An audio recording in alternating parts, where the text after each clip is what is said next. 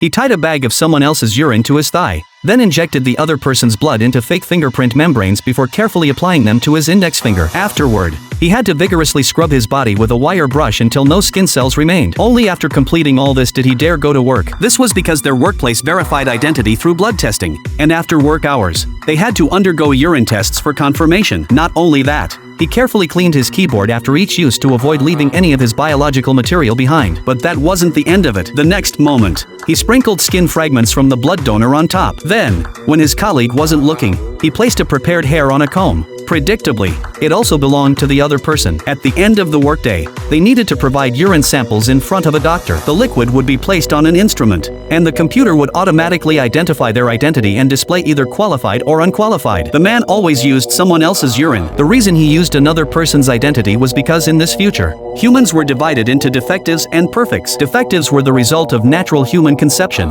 while perfects were superior specimens created through genetic selection. They possessed stronger bodies, more refined minds, and more attractive facial features. These people could pursue high-end careers like astronauts, while defectives could only work in low-end jobs like janitors. The man was the result of his parents' natural conception. Every newborn had to undergo genetic testing. That tiny drop of blood determined a person's future. Unfortunately, he was a defective with a 99% chance of developing heart disease and a pitiful life expectancy of just 32 years. His father immediately broke down upon hearing this and wouldn't even look at him. Only his mother was willing to care for him. As the man grew up, everything happened just as the doctor predicted. He had too many defects. His father, not wanting his genes to be ruined by him, decided to go to the hospital to custom order another child.